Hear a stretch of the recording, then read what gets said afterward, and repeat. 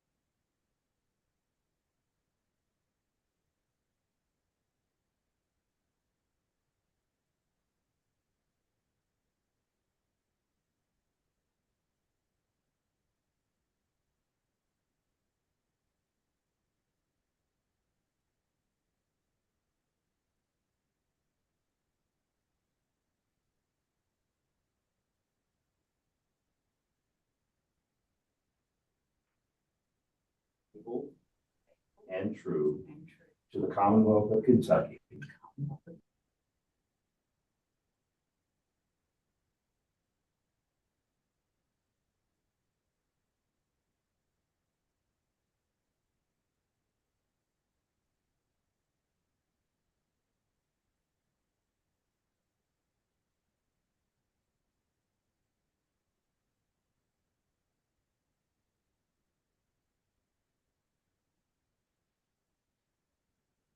Of the present Constitution, I, being a citizen of this state,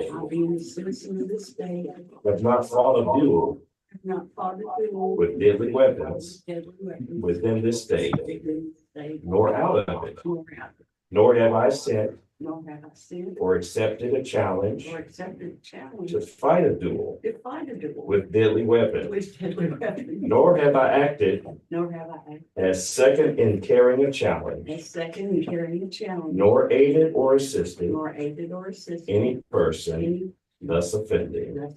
So help me God. Thank you. It's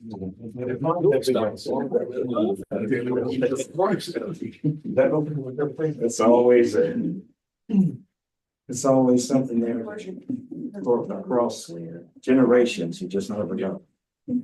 All right. I'd like to call upon the staff to inform us of confirmation of the quorum.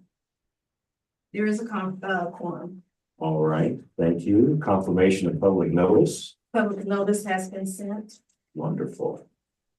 And is there anyone present with public participation today? There is none. There is. All right. Well, the first order of action that we need to do is, I've been informed the last two meetings, we did not have a quorum, of which I probably contributed to that. I was unable to attend. But it's good to have a quorum today. So we have minutes from October the 17th that we would like to consider and to approve. Is there a motion? Motion to approve October's minutes as presented. Second, Commissioner Glenn. All right. Motion made, motion carried, motion seconded. Any question? No question. All in favor? Aye. Aye. Opposed? None opposed. Thank you. Well, next, motion carried. We'll next go to the approval of minutes for November the 22nd. Is there a motion? So moved. Motion to approve November minutes as presented. Right, motion made. Is there a second? Second. Motion seconded. Question? Hearing none. All in favor? Say aye. Aye. May I ask a question? Sure. Is there a cheat sheet or a handbook or anything for all the acronyms or anything? I worked for state government 31 years, but I haven't seen some of these. We'll help you with that. Good question. And I want to get back to any further questions on the minutes. Okay, hearing none, we've had a motion made, motion seconded, all in favor, say aye. Aye. None opposed? Ayes have it. Okay, thank you. Motion carried for approval of the minutes from November the 22nd. All right, at this point, we'll move to our section reports. Call first on our illustrious executive director. Cynthia Phillips. First of all, I want to say Happy New Year to all of you. I hope you have a wonderful 2025. I would like to welcome Commissioner Hoffman.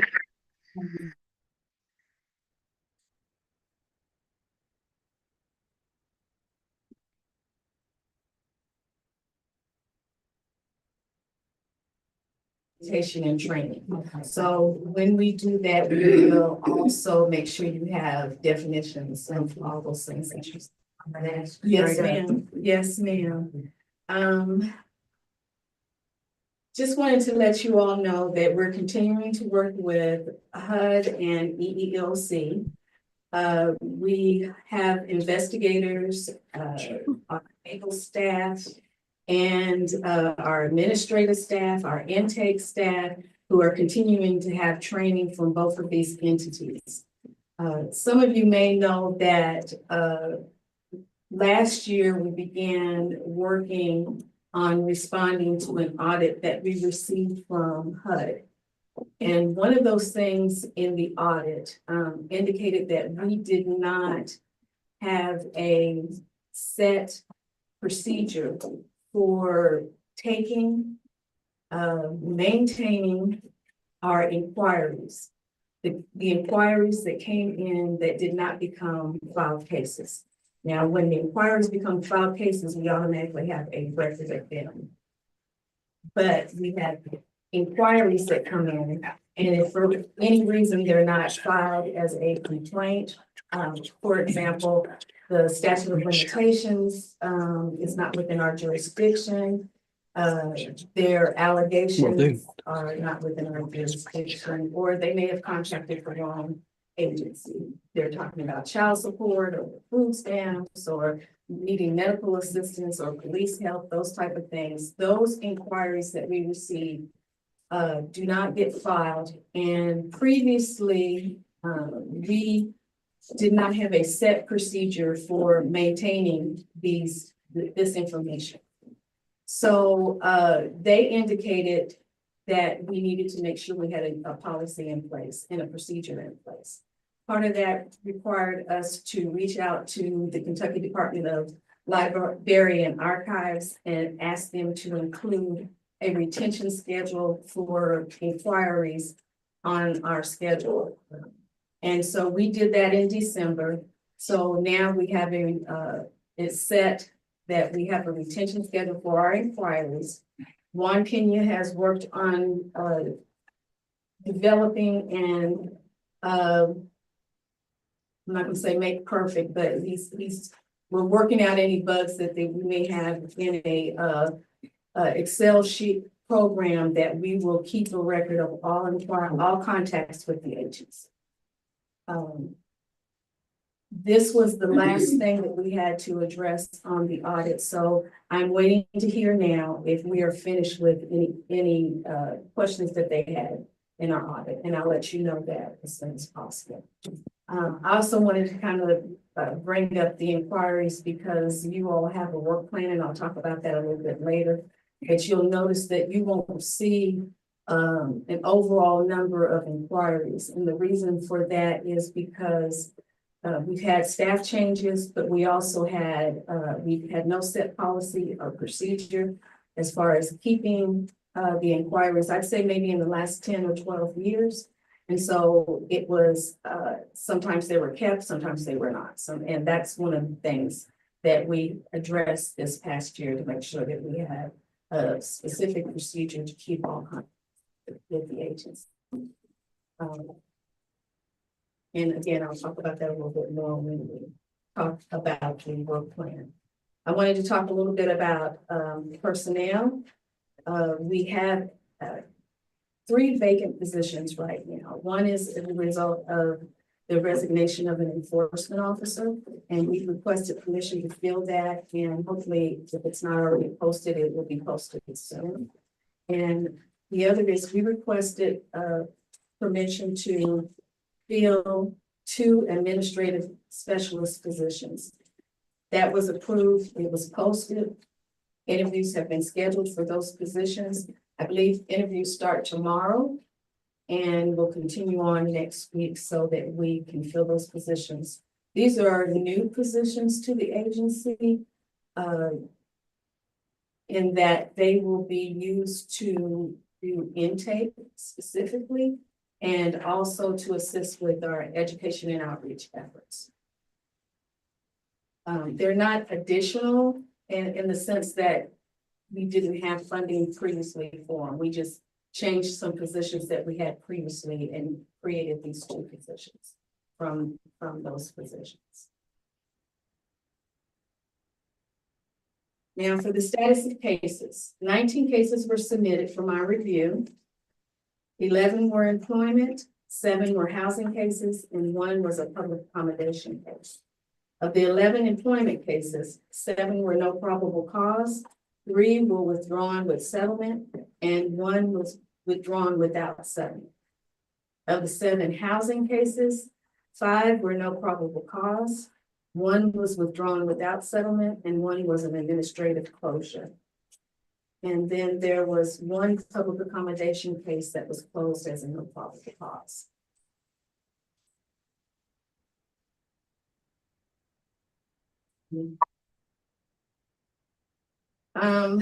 It's fitting that I put in here about the the 2024 induction ceremony, and we were so happy to induct Virginia Moore to the Hall of Fame.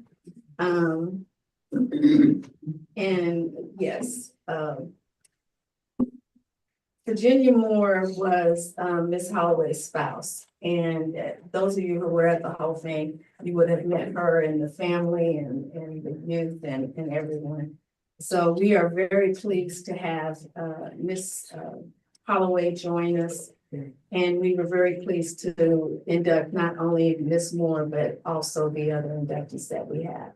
I want to thank Commissioner Sarr specifically, and Commissioner Glenn specifically, and the chair for their assistance in helping us with the Hall of Fame. And again, I've already done it, but also to thank the KCHR staff, because it couldn't have happened without the KCHR staff. So I thank you for that. There will not be a Hall of Fame induction for 2025, but there will be a Hall of Fame induction in 2026. So we will start advertising for that and pushing for that around the end of this year. And we're kind of looking at maybe having it a little sooner than November in 2026, but we'll see. We had 2 Gallery of Great White Kentuckian poster unveilings. One was of the late Ben Richmond from the Louisville Urban League, and the other one was Porter PG Peoples from the Lexington Urban League.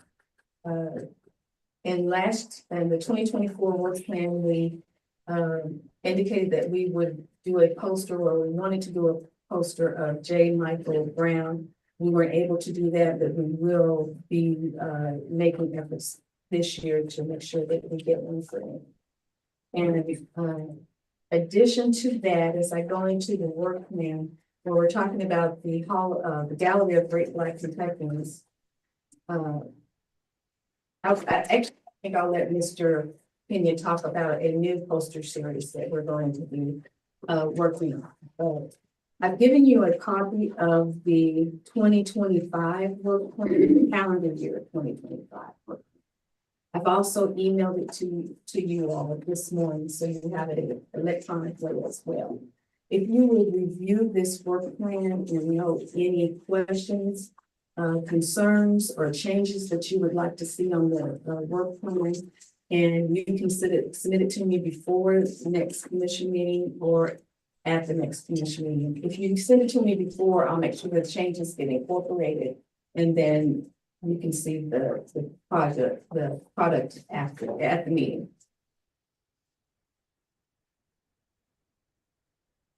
Dawn? Dawn? Any questions, change the direction that has been covered?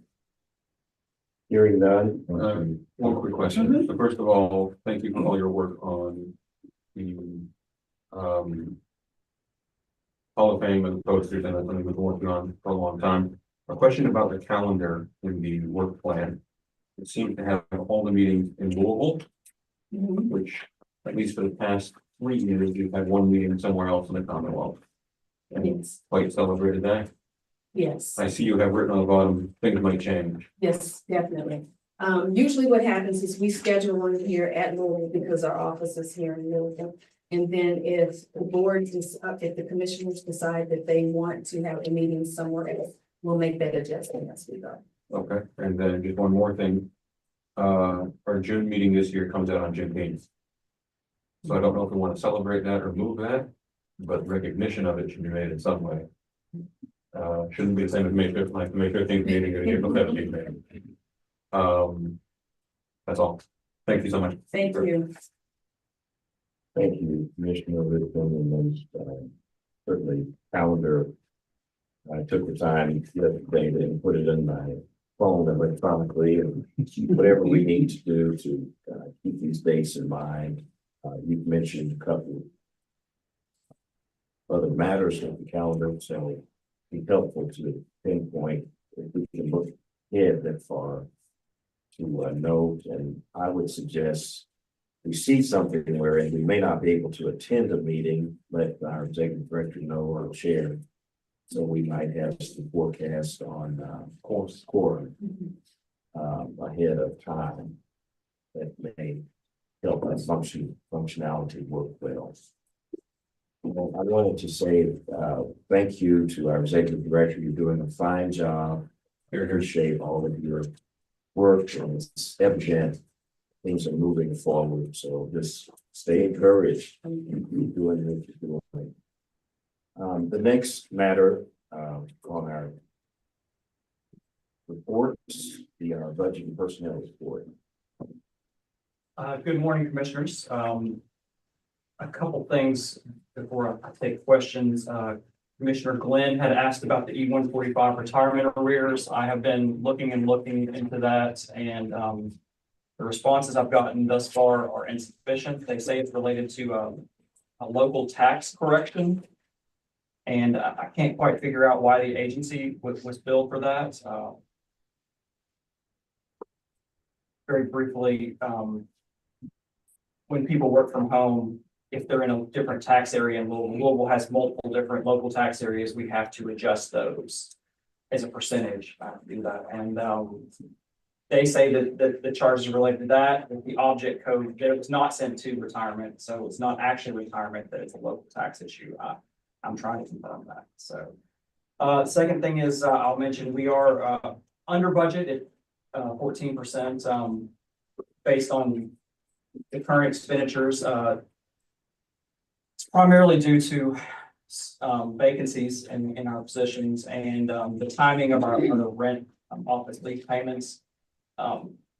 If we were fully filled in all positions, I would guess we would be running right at even on our budget for the year. So I'd be more than happy to answer any questions at this time. Are we expecting at some point this year, I'm only saying this because the chairman isn't here to mention this. We still want our money back from the paper. So are we expecting to have that reflect on our budget this year, or will that not come back to us? It'll come back to the state. We've seen that. Yeah, I'm really not sure. It's the finance cabinet's general counsel has taken over that. But it reflected on our budget last year. Yeah. So if we get that back, it won't benefit our budget this year, right? That would make Oh, yeah, sense. no, it That's how will. much Well, it will. well, It depends on what you mean by benefit our budget, right? Okay. Certainly the spending authority will not increase, but the cash would come back in. The cash would come back in. Yes, if there was some type of refund. Excellent. Yeah. Logical and highly ungovernmental. Yes. Very excited to hear that. That's what I was hoping to hear. Skeptical of that happening, but we'll see. Aren't we all? Yeah. I mean, as far as I know, the Hayford is under contract and it's been under contract. This is the second or third time and it's. I just know that if the chairman was here, he would ask about that. He's Yeah. not here. And so Dr. Smith is covering 90% of his duties. And I thought I'd break out. Thank you, Brad. Trying to make the load easier to bear. Thank you. Any other questions? Any other Yes. Just a simple, is this commission on a state fiscal year or a federal fiscal year? Well, we operate on the state fiscal year for our finances. However, there are some things, our federal grants operate on I federal. saw in the reports you get federal funds, so those work on federal. They do, and HUD's even a little more weird because the case, HUD has a case year that operates on the state fiscal year, but I Case know process. case processing year. So then so there's a lot of moving parts for collections and budgeting. Reminders on your calendar. Yeah, it's not ideal, but that is, Okay, well, thank you. Yeah. I thought I had it and I thought I better ask. yes, that's correct. Any other questions related to this report? Okay, none. Thank you, Brandon, for sharing that. Our next report is mediation. Good morning, everyone, and welcome, Commissioner Holloway. You have my report before you. As far as updates to the report, just a few more mediations that have been scheduled in March. The report indicates 2 cases were resolved since the last commission meeting.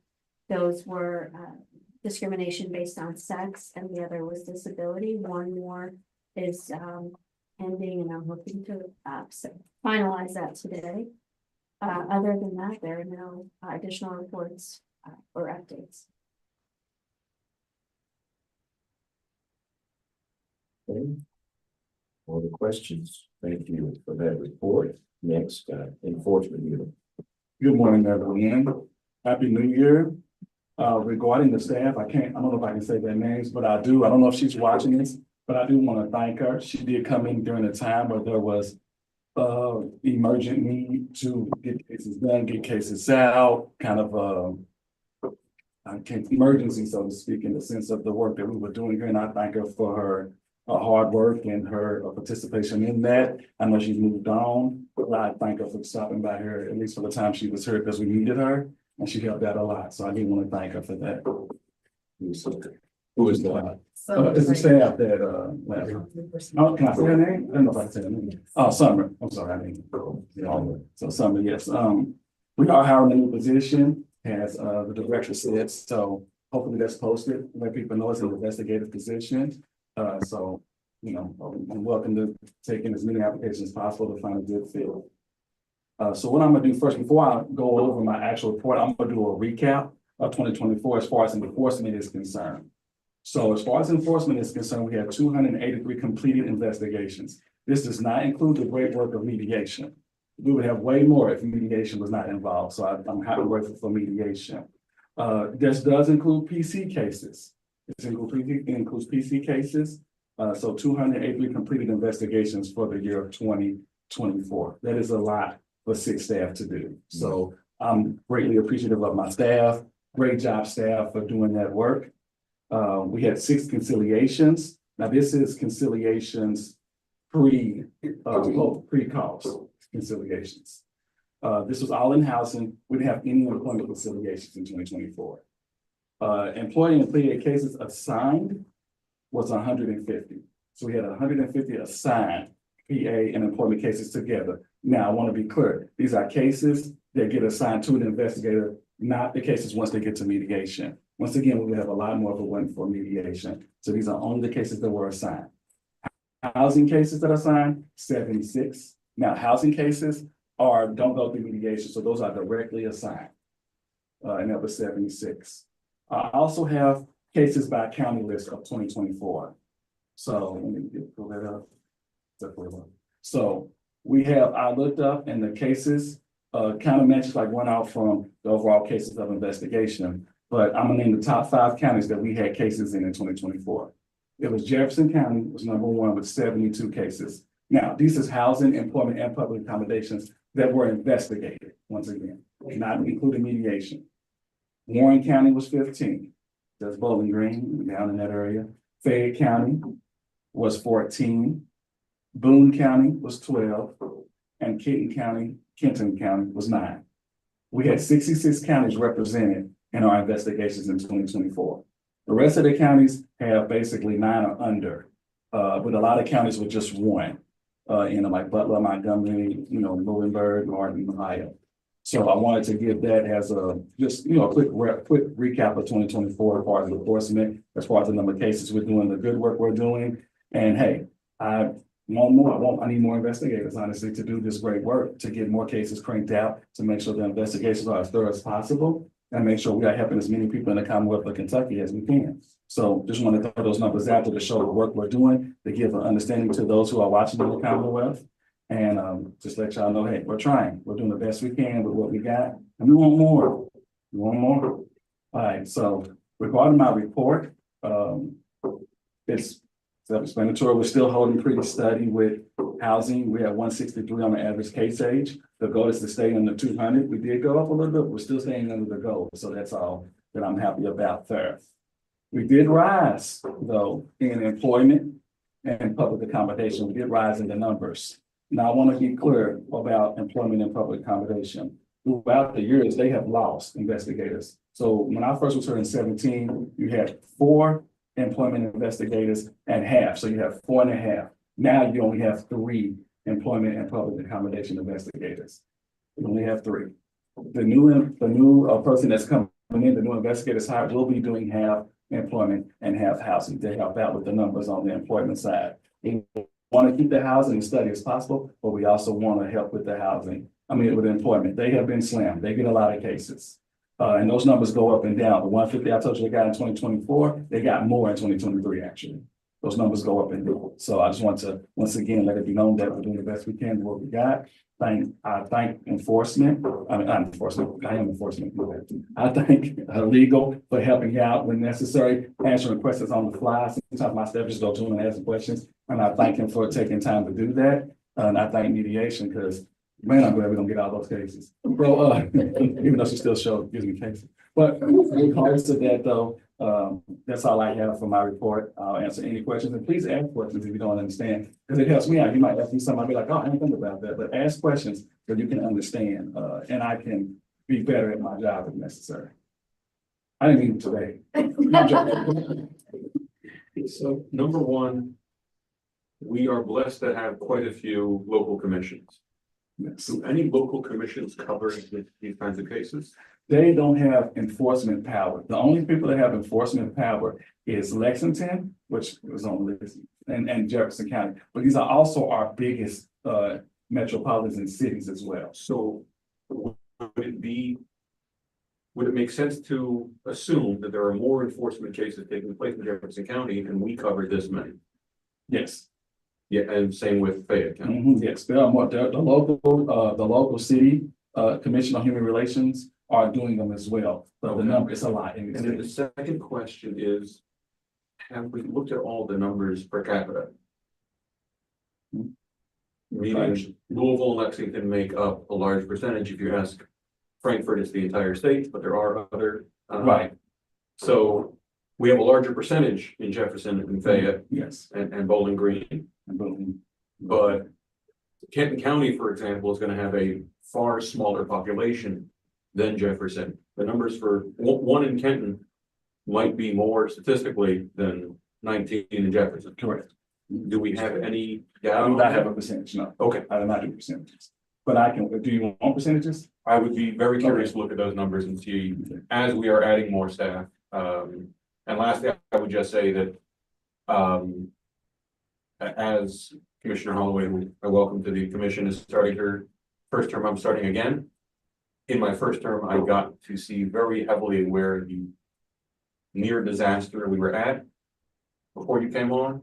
and what has changed, and God bless you for it. Not just looking at 2024, but looking at 2-3 years before that, and there have been massive improvements, so thank you. And that goes for mediation and for our attorney as well. I wanted to, thank you, Rabbi. I wanted to ask Commissioner. Thank you. Wanted to ask a question about in the realm of employment and in the realm of housing, in those two areas, are there any patterns or trends with particular property owners or particular employers? Do we see more than one incident? And do we see any trends or any patterns with any of these cases? So, understanding your question, yes, we do see repeat offenders. As a kind of repeat offender, yes, we do see that in some cases in employment, and you see that in some cases in housing. Usually these are your bigger entities. These are your bigger companies, organizations, and property management companies that span across the state. So you do see a trend in those. Some of them, there's nothing there. The investigation doesn't develop anything, and some you conciliate or it might. But yeah, there is. So I'm wondering if there is a mechanism or leverageable where we bring further attention, corrective attention to those who are having more problems. They may be bigger, as you said, but maybe sometimes we're looking at the trees that we forget the forest of what's happening. And given that we're moving into a more tense environment politically, I'm mindful that there may be an uptick of various attitudes against people that we may want to monitor with the broad brush a little bit more intently. So we see abuses, we see things that are just becoming more prevalent, that we as a commission are poised to document or have some data and be ready to say something about it or challenge it, bring things to light on behalf of the people who are being attacked or what have you in these ways. So I just wondered if there's like a macro view of that we're looking at, where we kind of pull it all together and say, if there's a big problem happening over here, this needs to be addressed, maybe at a larger approach. So I just wondered about that. And I don't know if Cole, if you have any recommendations where boundaries need to be on that type of thing, but I was just curious about tracking that. That's something I can work on.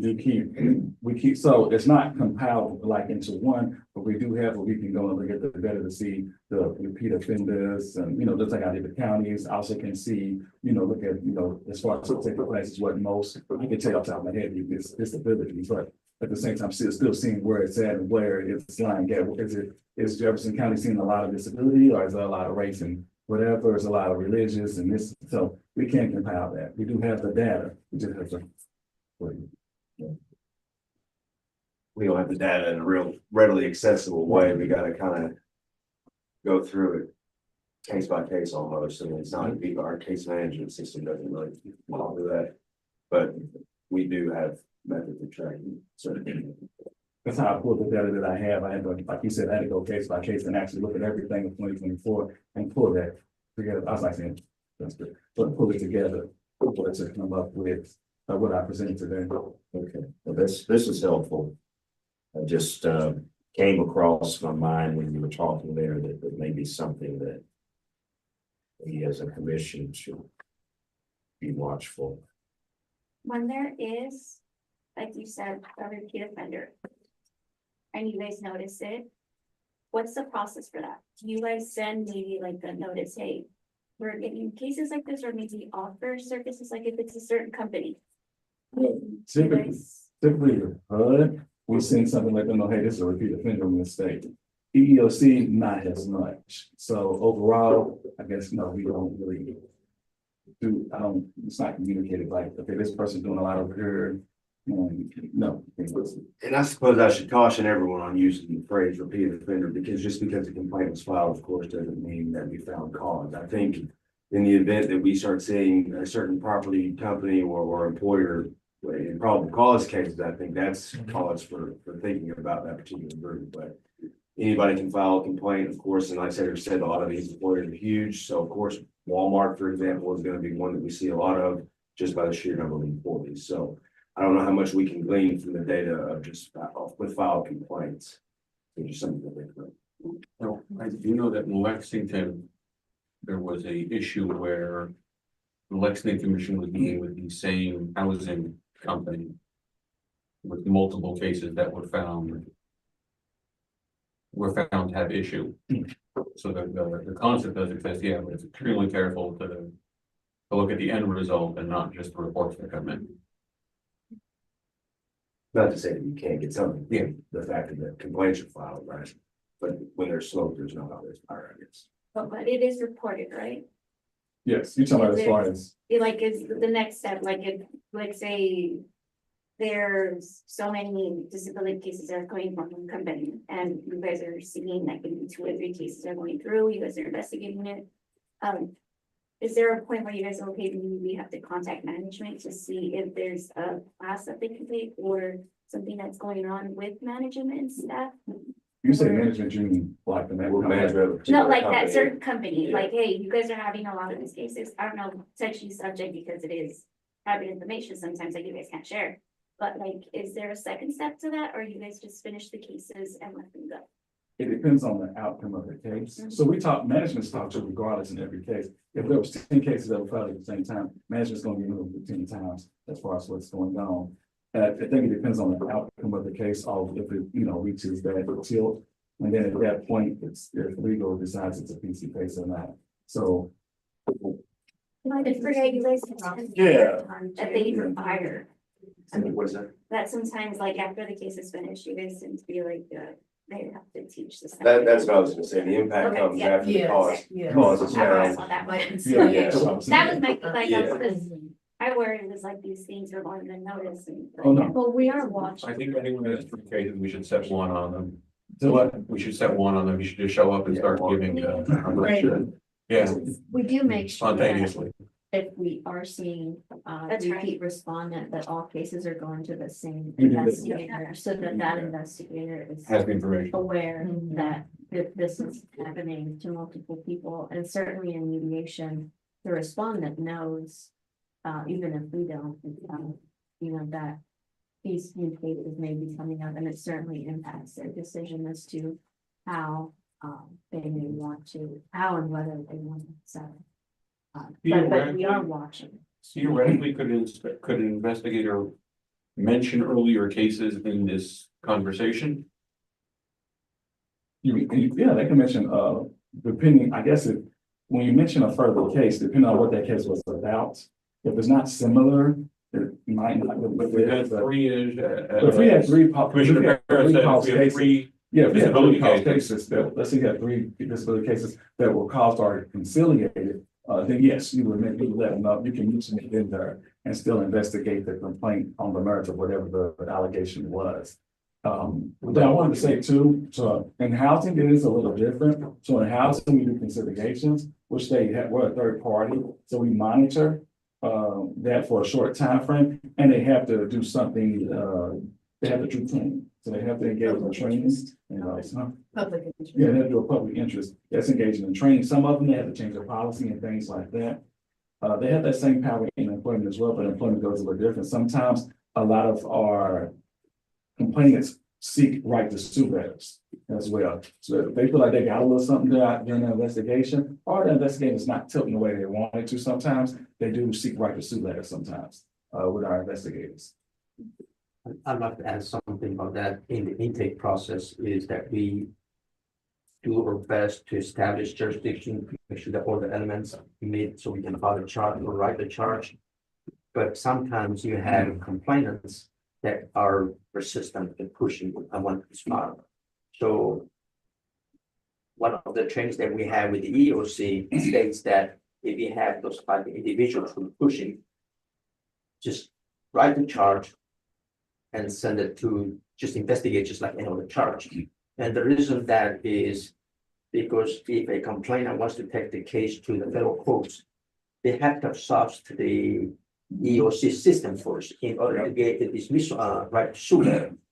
So to ensure that that right is not taken away from the complainant, so we file it, get the sue letter, right to sue letter, so they can have that right to take the court if they wish to. So we have, I would say many of them, but we have quite a few complaints where say, this is discrimination.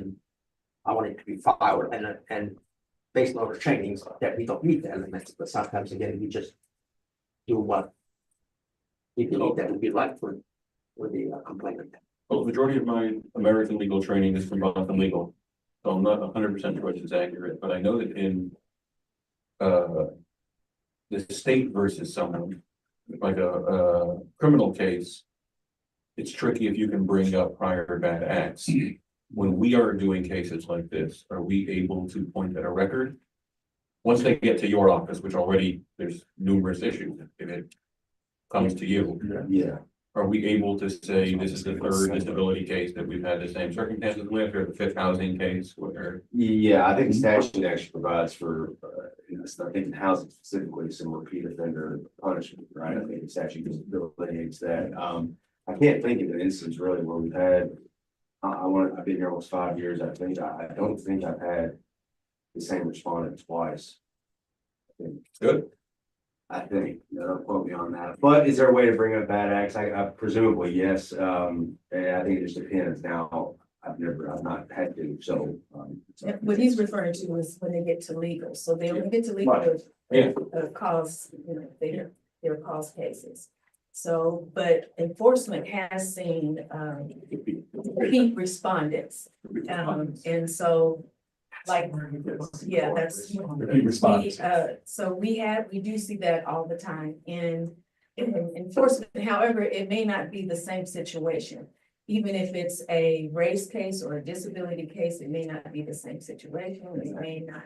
So each case is an individual case. We do acknowledge, as Sana indicated, that if we get the same Walmart and we try to give it to the same investigator, so they're already familiar. And so when they start asking questions, when they start doing interviews, when they start with witnesses and gathering information, they'll have that information that they had these prior complaints filed.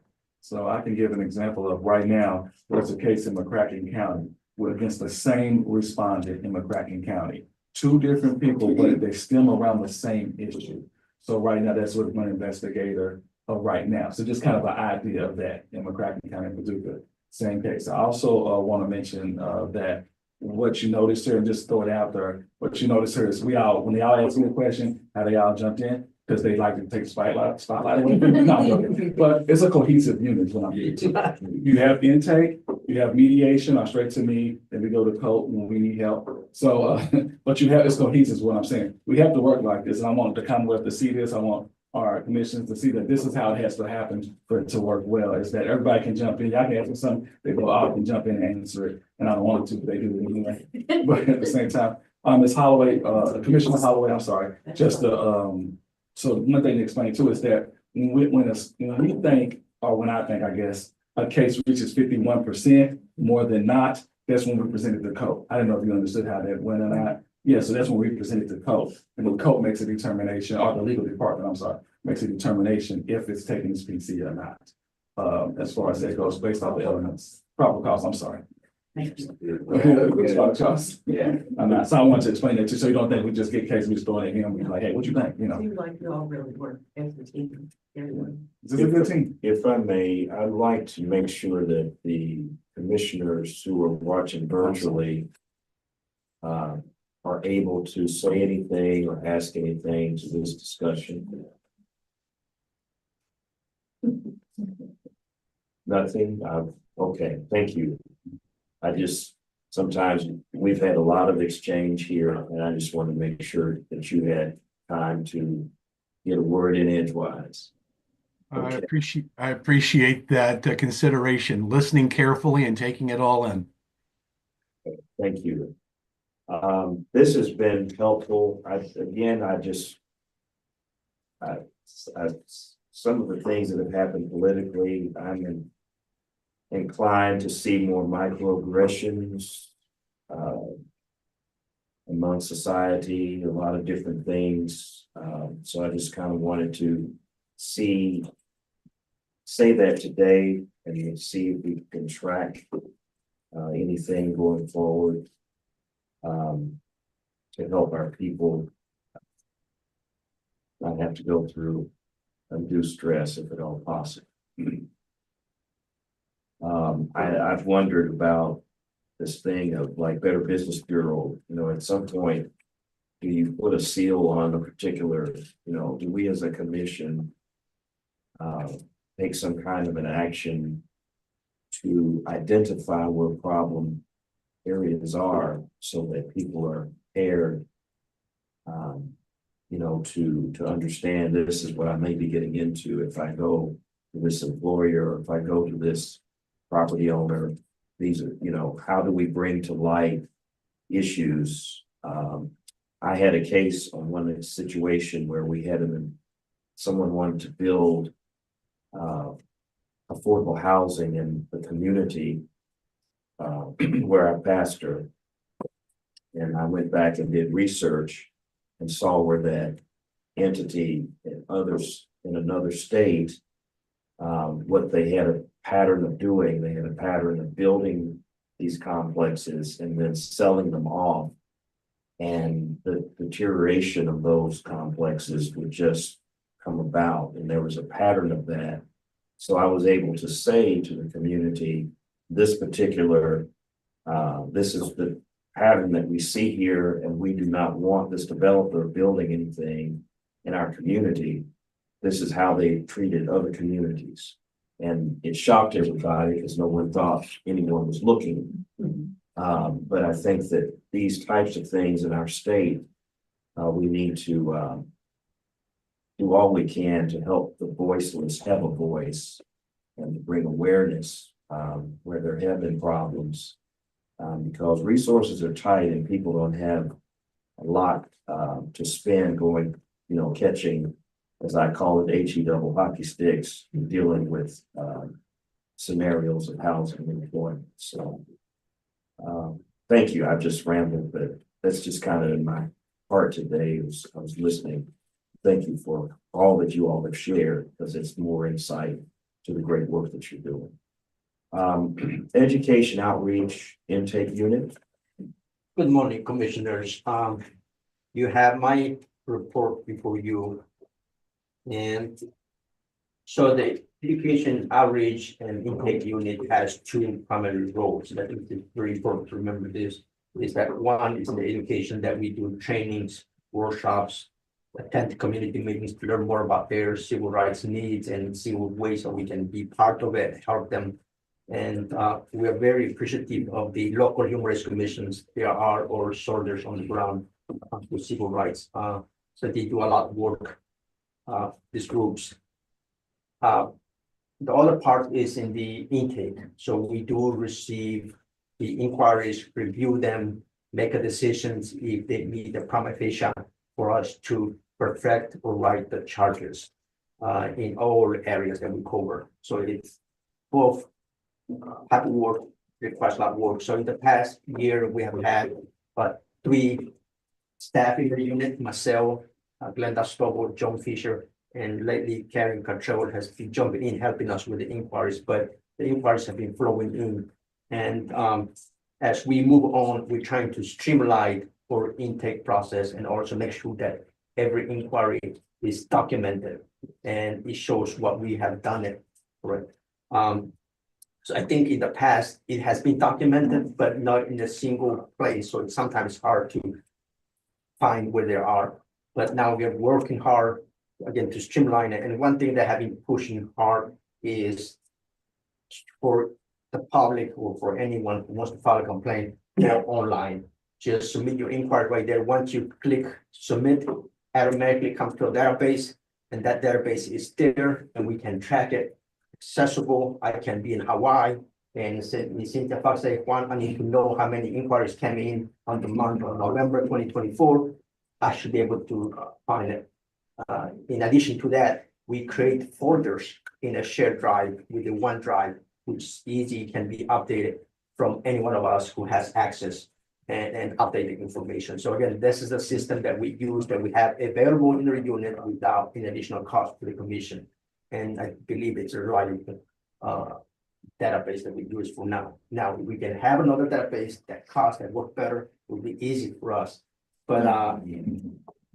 So that's our work, and I'm pleased that we will be having 2 new staff. This is the administrative specialist staff or position that we have advertised. So we start the interviews tomorrow. We'll have the interviews on Tuesday and Wednesday. Once they are on board, I think we should be okay. I want to warn Cedric that he might need more than one enforcement officer, because we are really working hard and believe that we can produce more charges. So be ready, Cedric. But so that's the in the intake. Ms. Cynthia Fox mentioned about the Gallery of Great Kentuckians. This is trying to remember the wrong name for me, the Great Black Kentuckian Gallery. And one thing that we have been talking recently is how can the commission be more inclusive and also recognize other individuals beside or African Americans, leaders or Black country. And that type of program has become very successful. So we wanted to expand it. And Ms. Cynthia Fox said, can we also come up with other form of gallery that we can recognize other individuals that can also be used, that information for to be taught in schools and follow those great role model leaders across the Commonwealth. So we're still developing the name. If you have any name that can catch, that sound inclusive, we're welcome to consider. So we have newcomers or immigrants, refugees, or I don't know. Just again, we're just kind of looking for names. So if you have any suggestions, we'd be more than happy to consider. Ms. Cynthia Fox shared with you the work plan for 2025. You might see our work plan ambitious, okay? But I believe that we can do it with help with everyone. We will be doing trainings. I call it it's meaningful training. So when we do trainings for housing providers, I try to do my training for 2.5 hours or 3 hours training. We give them every day. It's not just fair housing, it's good fair housing. Now we teach them what fair housing means and what are some of the unlawful practices. So make sure that the housing providers know their rights and responsibilities. The same thing with the employment trainings. Our trainings is 2.5 hours or 3 hours, and try to target the specific group. These are human resource staff in certain companies. Again, kind of tailor the information. And with our general public, our training is a little bit shorter. It's about 1 hour, hour and a half, because there's a tendency they have seen that after an hour and a half, they start losing the interest. But anyway, so that's what we'll be doing. For local human rights commission, we're gonna provide them more trainings, because again, they are very important for us. Provide them more trainings and make sure that they know and they obtain the information that we need to write charges. In fact, I'm going to teach them how to write, we call it the particulars of the summary of the complaint. So when they send us for their first inquiry, they have all the information that we need, which is a matter of copy and paste, because sometimes we receive all the raw information, raw material, and you can have to sort them out with what is here. And sometimes there's nothing there. So we want to make sure that we get what we're looking for and expedite the process and send it to Cedric. But that's my spiel. I would be happy to answer any questions. One correction I want to make is in my annual work plan, there's a part that says this talks about the Kentucky Uniform Residential Landlord Tenant Act. it's written as revised, but it's supposed to be residential. Page. It's on page 14. I think it talks about uniform residential landlord tenant act. It's written as revised, but it's supposed to be residential. That's all.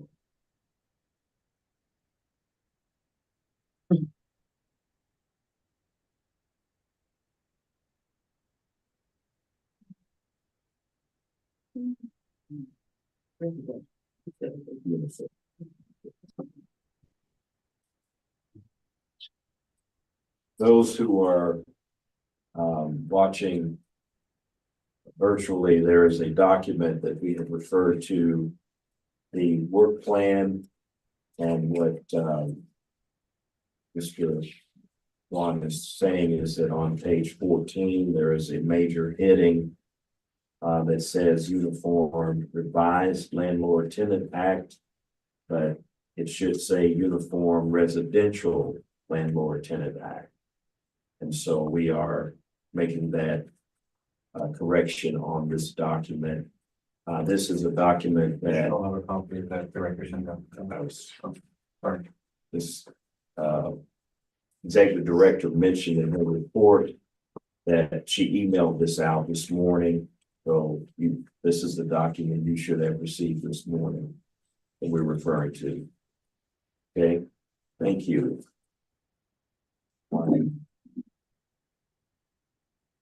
Any other questions or comments regarding that report from? Well, I haven't had the chance to look at it and read over your plan or what you guys have planned for this year, but if I wouldn't want to cause you. But if by any chance we do decide that we want to have or post education outreach in our city, do we email you about maybe setting up a time, a moment, or we're already busy? No, not email me or we can meet anytime. One thing I like to do is look at the calendar, nail down, find the date, and move forward. Yeah, because as we mentioned, that it's gonna be a very difficult year.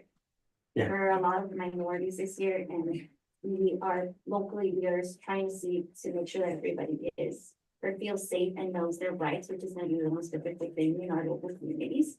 So I did want to reach out and see if who we could reach out to get more information out. Like personally, I'm gonna need information in Spanish.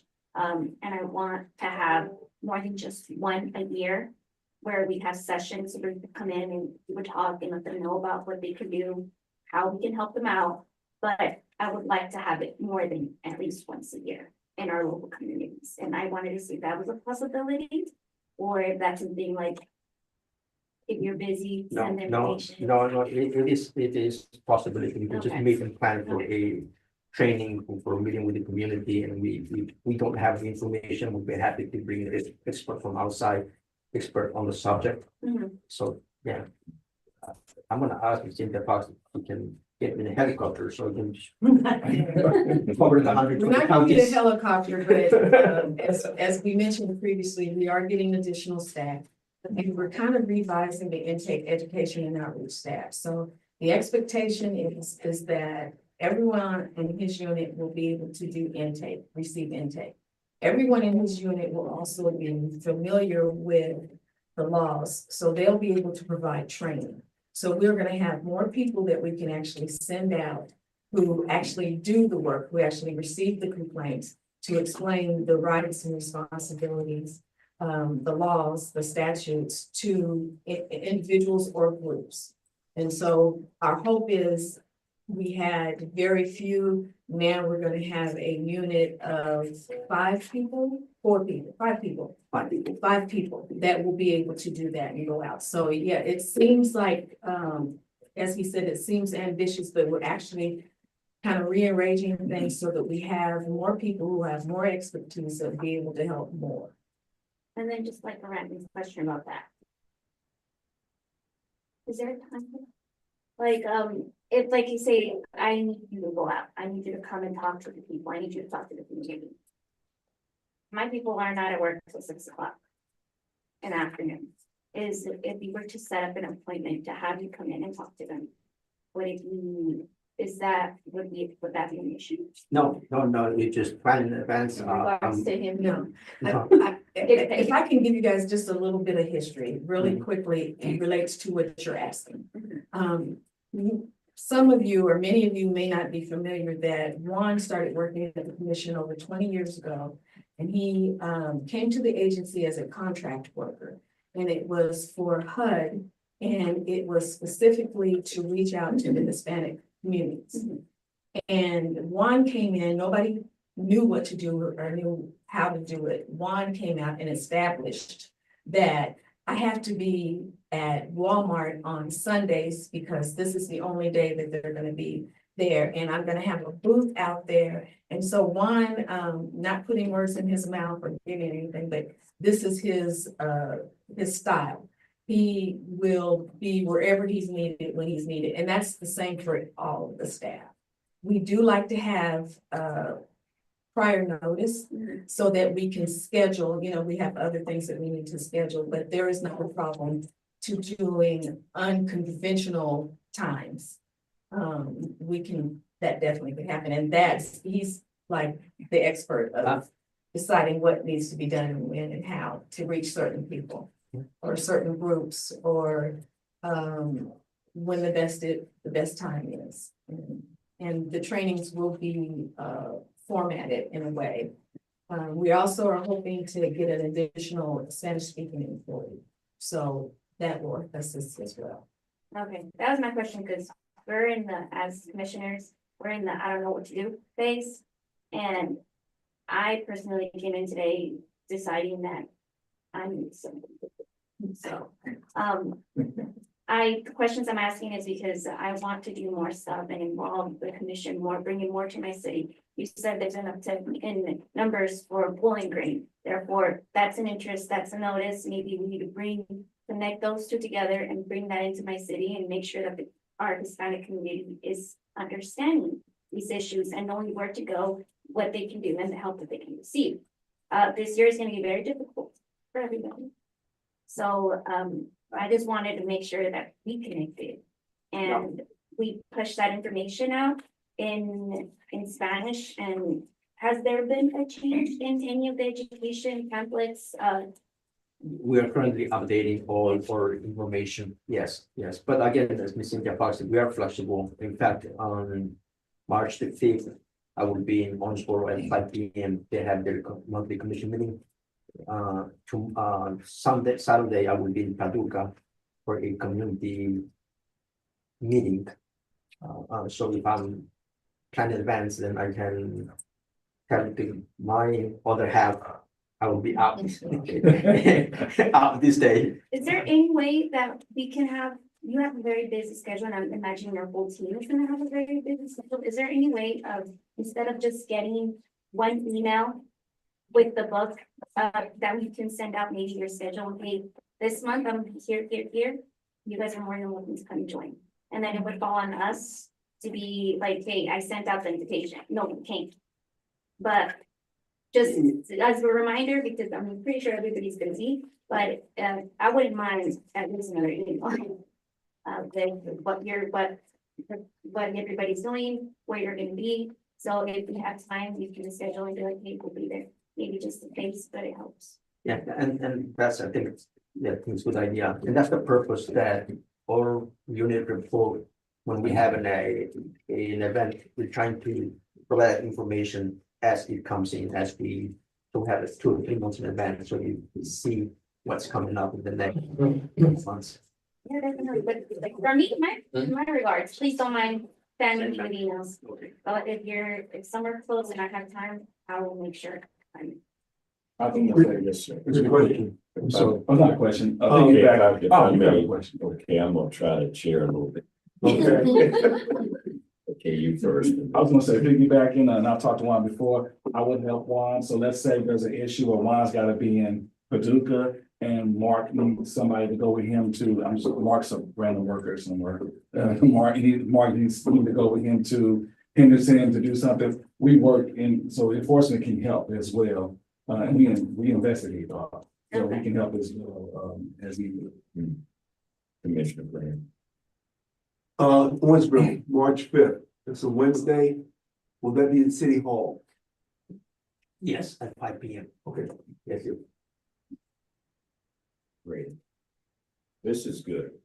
We'll also try to get all the activities and events on the webpage. And we'll try to keep that up, so you all will be able to look at the webpage and make them. Yeah, and that was if send an extra email, it's fine. Send text message, it's fine. If I need something to do and I want, this year is gonna be busy for everybody and I just want personally my community to feel secure and have the information that they need. So if there's the new information, once it's updated, then that might be. Thank you. One more ask, any other comments on this segment of education outreach intake? Hearing none, legal unit. Good morning. You have my report. Are there any questions about the report before I move on?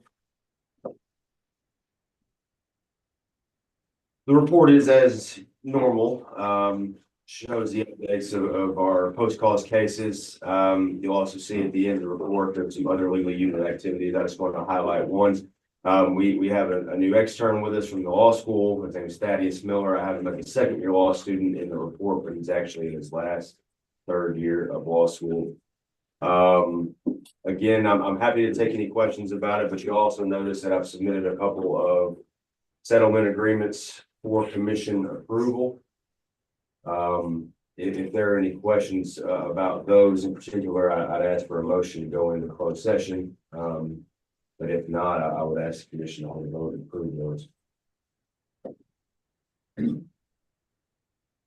Okay, the first statement you made was any questions? There are no questions, then we do not need to go into closed session. We can ask for a motion concerning those two. I know I've read through them as best I could understand them. And I don't know if there's any other. Okay, we have a motion to legal cases. Okay. Commissioner Holloway's moved. Is there a second? Okay. Commissioner Henry. Commissioner Henry. Second. Any questions? No, I just said second on the motion. Okay, thank you. No questions? All in favor, say aye. Aye. Any opposed? None opposed. Thank you. The motion is carried. Anything else here?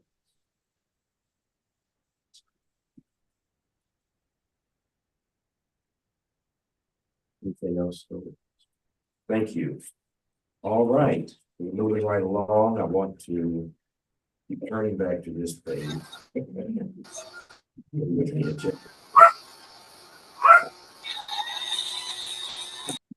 Seconded. Second. Yeah, good.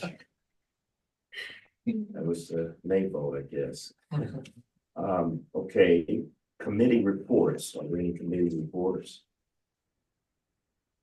Okay, no committee reports. New business. I know that we have one item from Commissioner Lippert related to a resolution. Before we get to the resolution, I have a copy here of the Deputy Jewish Council's anti-Semitism report, which was presented to the governor's staff, the attorney general staff, and legislators in Frankfurt earlier this month. The Kentucky Jewish Council is the preeminent advocacy group for the Jewish community in Kentucky. And they put a report every year on issues in the past year anti-Semitism. As it's part of our mandate, I just want to call some attention to it. The report begins with an explanation of what anti-Semitism is. In short, it's a form of discrimination or prejudice against Jews. Racism against Jews is term, anti-Semitism, the term was invented in the 1880s by the thought leaders who created what would become the Nazi Party to have a scientific word to describe Jewry.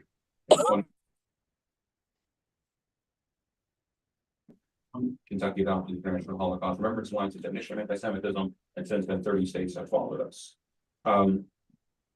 The report itself covers over 75 instances that happened in the past year in 2024, including threats against synagogues, protests that called for violence against Jews, a Holocaust lecture at the University of Kentucky, which for the first time since Holocaust Remembrance Week was established, required police presence. I'm on page 4 for anybody.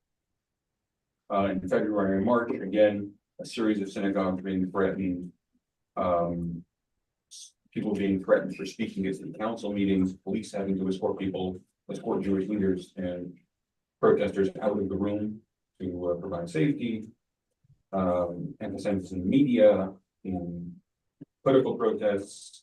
In April, we have vandalism both in schools and in public places, and historic places in Kentucky with swastikas and other hateful messages. As Derby came to Louisville, there were several protests that called for violence against Jews at those events. Jewish students being threatened in Lexington and at the University of Kentucky. Jewish children being threatened in Lexington, Jewish organizations in Louisville and Lexington, receiving threats in June.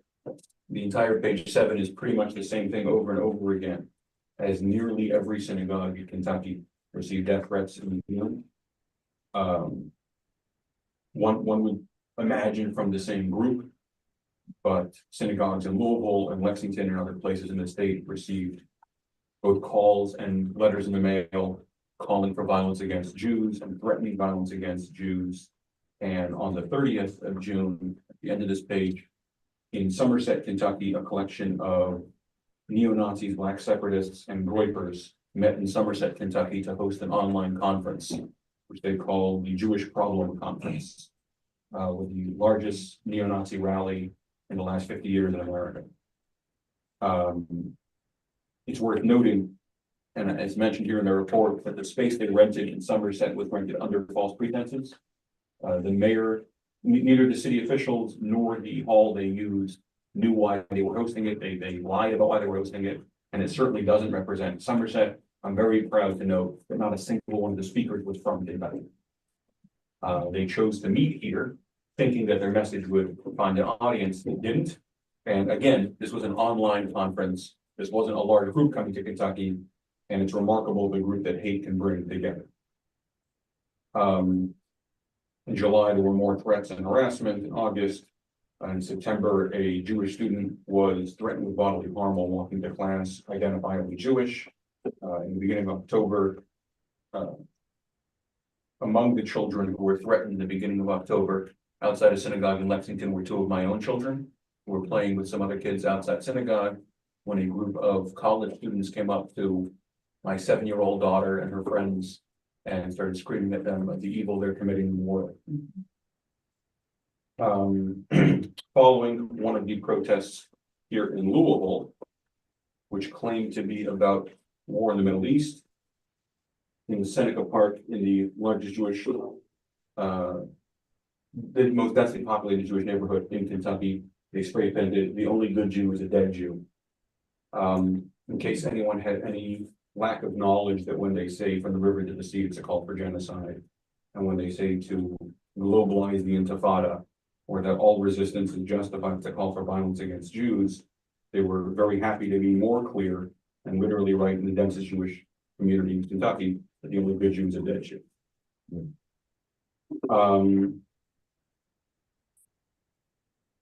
In December, as the mayor of Covington stepped down, who has been a tremendous friend of our commission as well as his local commission, a group of pro-Hamas activists harassed him during the hearing, and following the hearing, mobbed the committee members and had to be arrested.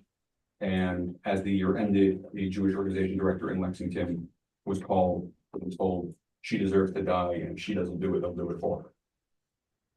There were three top concerns in 2025 by the council, which included university campuses, which has been a tremendous wave of anti-Semitism, presentations in media. Free speech is an important issue, but platforms especially have a responsibility of what speech they elevate, and radical political and Islamist ideologies that have called for violence against Jews. Addressing these issues is not a Jewish concern, it's an American concern. It's not Jewish values that are being attacked by hate, whether it's racism, Islamophobia, homophobia, anti-Semitism, misogyny. It is not that community that's affected, it is America that's affected, and it's something that we as a council need to deal with. There is a task force that was assembled by the governor that is ostensibly supposed to be addressing this, and I think that we should forward this report to them. They're supposed to be under our purview. That hasn't really happened, but that's what's listed in the proclamation that created them. And I think we should forward this and in some way make ourselves known to them. This report will be given again in Lexington this evening at a city council meeting and the first city council meeting in February. And you notice as when we went through the report, it says which city each event was in. And unfortunately, it was not limited to one area or the other. While there were many in Louisville and Lexington, we had in Henderson, in Mayville, in Bowling Green, in Covington, in Millersburg, all over the Commonwealth. And a copy of this will be sent to all the commissioners. That's what I was hearing. Yeah. So a copy was already sent to Brandon, and I will be sending a copy to all the commissioners. Thank you.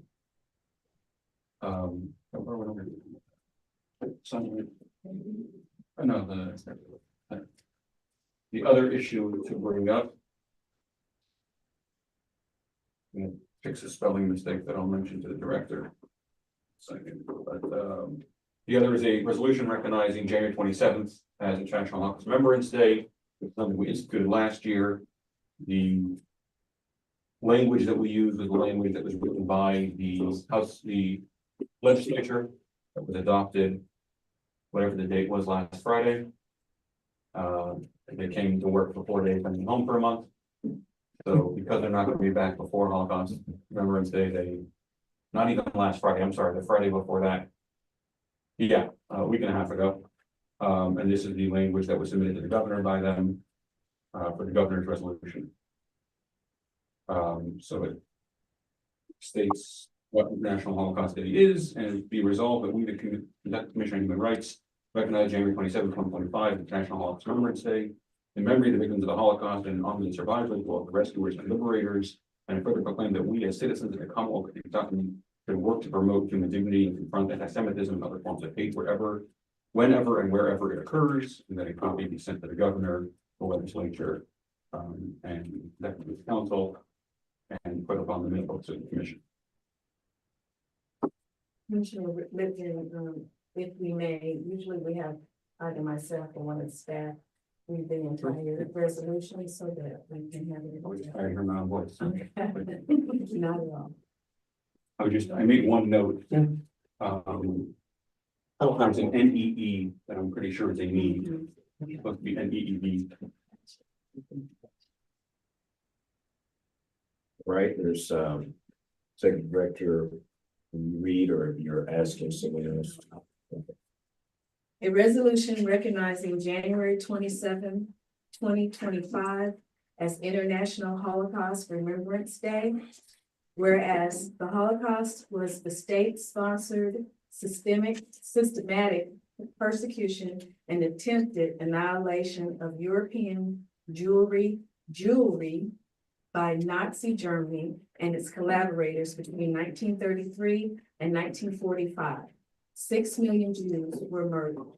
And whereas the history of the Holocaust offers an opportunity to reflect on the moral responsibilities of individuals, societies, and governments. And whereas we, the people of the Commonwealth of Kentucky, should always remember the terrible events of the Holocaust and remain vigilant against hatred, persecution, and tyranny. And whereas in the aftermath of the October 7, 2023 atrocities and bloodiest day in Jewish history since the Holocaust, we are reminded of the vow never again. And whereas rising anti-Semitism in the United States makes clear the need for continued vigilance and dedication to the principles of individual freedom in a just society. And whereas the Kentucky Jewish Council annual report on anti-Semitism makes clear our need to combat anti-Semitism here in the Commonwealth. And whereas on November 1st, 2005, the UN General Assembly designated January 27th as International Holocaust Remembrance Day to correspond with the anniversary of the liberation of Auschwitz.